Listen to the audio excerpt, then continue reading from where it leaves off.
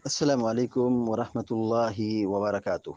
الحمد لله رب العالمين والعاقبة للمتقين، والصلاة والسلام على أشرف الأنبياء والمرسلين نبينا محمد وعلى آله وصحبه أجمعين ومن تبعهم بإحسان إلى يوم الدين. أما بعد، فقال الله عز وجل: أعوذ بالله من الشيطان الرجيم. وإذا قيل له اتق الله أخذته العزة بالإثم فحسبه جهنم ولبئس المہاد. سورۃ البقرہ کی آیت نمبر 206 ابھی آپ کے سامنے تلاوت کی گئی ہے. آیت کا ترجمہ یہ ہے، اللہ رب العالمین فرماتا ہے وَإِذَا قِيلَ لَهُ اتَّقِ اللَّهِ، اور جب اس سے کہا جاتا ہے کہ اللہ سے ڈرو. اس سے کہا جاتا ہے اللہ سے ڈرو، کیا مطلب ہے کہ جب اس منافق سے کہا جاتا ہے جس کا نام بعض اہل علم نے یا اکثر مفسرین نے کہا ہے کہ اخنس بن شریق مراد ہے. بہرحال یہ خصوصی طور پر مراد ہے، لیکن اس آیت کے مفہوم میں وہ سارے لوگ مراد ہوں گے جو اس کی ہم پلہ ہوں، اس کی فکر سے قریب ہوں یا اس کی فکر کے حامل ہوں. بہرحال وَإِذَا قِيلَ لَهُ اتَّقِ اللَّهِ، جب اس سے کہا جاتا ہے یعنی خیر خواہی کے طور پر، نصیحت کے طور پر کہ اللہ سے ڈرو، اتق اللہ، اللہ کا خوف کھاؤ، اللہ کا تقوی اختیار کرو. یعنی جو زمین پہ فساد مچا رہے ہو، زمین پر اللہ کی کھل کر نافرمانی کر رہے ہو، پھلوں اور کھیتیوں کو اجاڑ رہے ہو، جانوروں کو اور نسلوں کو تباہ کر رہے ہو، کچھ تو اللہ کا خوف کھاؤ، اللہ سے ڈرو. تو اس کو یہ نصیحت کی جاتی ہے، سمجھایا جاتا ہے، خیر خواہی کے قبیل سے اس کو سمجھایا جاتا ہے. اخذتہ العزہ، اللہ تعالیٰ کہتا ہے اخذتہ العزت بالاثم، تو تکبر اور تعصب اسے گناہ پر آمادہ کر دیتا ہے. یعنی وہ اپنی حمیت اور جاہلی عصبیت پر اتر جاتا ہے اور اپنا رنگ دکھاتا ہے. یعنی نصیحت کو قبول نہیں کرتا ہے، نصیحت کو قبول نہیں کرتا. جیسے ہمارے سماج میں اگر کسی کو نصیحت کی جائے تو کیا کہیں گے؟ اپنا دیکھو.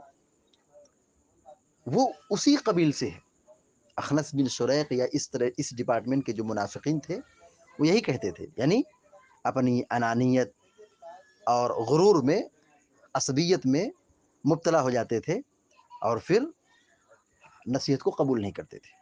اخذتہ العزت بالاثم، پھر گناہ کی طرف اور تعصب کی طرف وہ لوٹتے اور پھر زبان درازی کرتے. تو اب جب ان لوگوں نے یا انہوں نے نصیحت کو قبول نہیں کیا، اللہ کا تقوی اختیار نہیں کیا، ایمان نہیں لائے، کفر کو دل میں چھپائے رکھے، اللہ تعالیٰ ان کا انجام بتا رہا ہے فحسبہ جہنم، ان کا ٹھکانہ جہنم ہے، ان کا ٹھکانہ جہنم ہے. وَلَبِئْسَ الْمِہَادُ، اور یہ بہت ہی بدترین ٹھکانہ ہے، بہت ہی بدترین جگہ ہے. یہ شیخ سعدی رحمۃ اللہ علیہ اس آیت کی تفسیر میں نقل کرتے ہیں کہ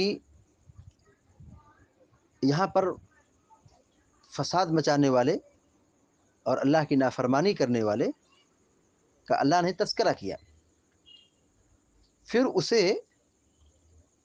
اللہ کا تقوی اختیار کرنے کا حکم دیا گیا. تو اللہ کا تقوی اختیار کرنے کی جب نصیحت کی گئی، تعلیم دی گئی، تو اس نے قبول نہیں کیا بلکہ تکبر کیا. اخذتہ العزہ، یعنی اس کو انانیت نے، غرور نے پکڑ لیا. یعنی اب وہ حمیت میں اور تکبر میں، عصبیت میں مبتلا ہو گیا اور گناہ مبتلا ہو گیا. تو اللہ تعالیٰ نے اس کے اس عمل اور یعنی اس برے عمل اور برے اخلاق اور تکبر اور غرور کی وجہ سے انجام کیا بتا دیا؟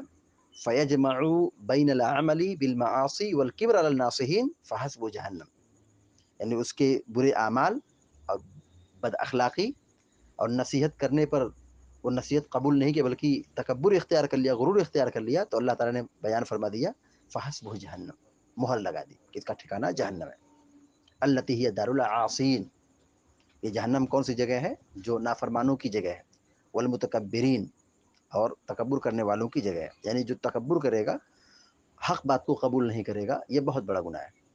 ایک ہوتا ہے آدمی عمل نہ کرے، ایک ہوتا ہے کہ آدمی حق کا انکار کر دے، تو یہ اسی ڈپارٹمنٹ میں سے ہے کہ اخنس بن شریق اور اس قبیل کے منافقوں کو جو نصیحت کی گئی تو حق کو ٹھکرا دیا، تو حق کا انکار یہ بہت بڑا جرم ہے۔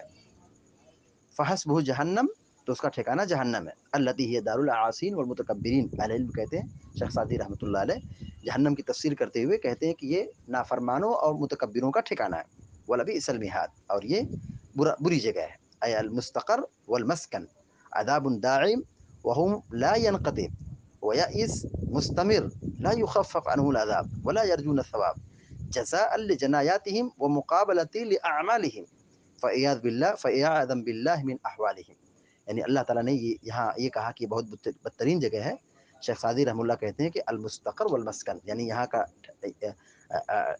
جائے قرار اور سکونت اختیار کرنے اور ٹھہرنے کی جگہ، یہ دردناک عذاب اور ہمیشہ رہنے والا جو کبھی ختم نہیں ہوگا، اور یہاں پر آدمی مسلسل رہے گا اور اسی جگہ پہ رہے گا اور اس سے نکلنے میں کوئی امید نہیں ہے، اور وہاں پہ عذاب کم نہیں کیا جائے گا، اور وہ لوگ ثواب کی امید نہیں رکھیں گے، تو یہ ان کے برے اعمال اور ان کے بدترین اعمال کا نتیجہ اور جزا بدلہ ہے۔ تو اللہ تعالیٰ کی پناہ ان کے احوال سے، یعنی اللہ تعالیٰ نے جو ان کا یہ مقام بیان فرمایا ہے یہ بہت ہی دردناک ہے۔ تو کسی کو نصیحت کی جائے اور خیر خواہی دکھلائی جائے اور اللہ تعالیٰ کا تقوی اور عذاب جہنم سے نجات کے بارے میں کچھ سمجھایا جائے تو اس پر بگڑ جانا اور تکبر دکھلانا، غرور کے نشے میں چور ہو جانا، یہ بہت ہی سنگین جرم ہے۔ امام بغوی رحمۃ اللہ علیہ نے اپنی تفسیر کی کتاب میں عبداللہ بن عباس رضی اللہ تعالیٰ عنہ کا یہ قول نقل کیا ہے کہ ان من اکبر الذنب عند اللہ ان یقال للعبد اتق اللہ فیقول علیک بنفسک، یعنی بڑے گناہوں میں سے ایک بڑا گناہ یہ ہے، یعنی اللہ کی نگاہ میں جو بڑے بڑے گناہ ہیں ان میں سے ایک گناہ یہ ہے کہ کسی بندے سے کہا جائے کہ اے اللہ کے بندے تو اللہ سے ڈر، تو فیقول، وہ جواب میں کیا کہتا ہے؟ علیک بنفسک، تم مجھے کہتے ہو کہ اللہ سے ڈرو، تم اپنا اپنا دیکھو، تم اپنا اپنا دیکھو، یعنی اپنے آپ کو یہ نصیحت اپنے آپ کو کرو، یعنی مجھے تمہاری نصیحت کی ضرورت نہیں ہے، یہ بڑے گناہوں میں سے ہے۔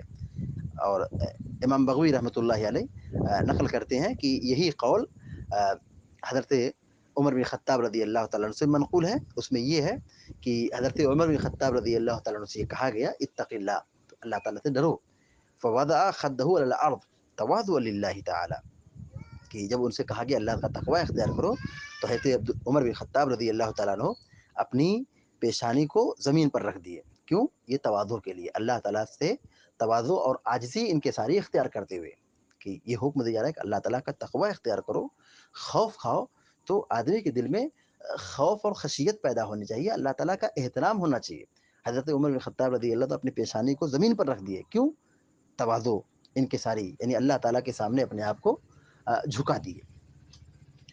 اس آیت سے یہ سبق ملتا ہے، نصیحت ملتی ہے کہ ہر شخص کو نصیحت کرنا چاہیے، مومنوں کو نصیحت کی جائے، کافروں کو نصیحت کی جائے، منافقوں کو نصیحت کی جائے، اور جو ہوا پرست ہیں، مشرک ہیں، بدعتی ہیں، سب کو نصیحت کی جائے۔ ایسا نہیں کہ صرف نصیحت یہ صرف مسلمانوں کی جائے۔ یہاں وَإِذَا قِيلَ لَهُ اتَّقِ اللَّهِ، دیکھیے غور کیجیے کہ جب کہا جاتا ہے اللہ سے ڈرو، کس سے کہا جا رہا ہے؟ منافقوں سے کہا جا رہا ہے، یعنی اہل ایمان صحابہ اکرام منافقوں کو نصیحت کرتے تھے، تو اس سے یہ معلوم ہوتا ہے کہ نصیحت اور خیر خواہی یہ ہر ایک کے ساتھ ہونا چاہیے۔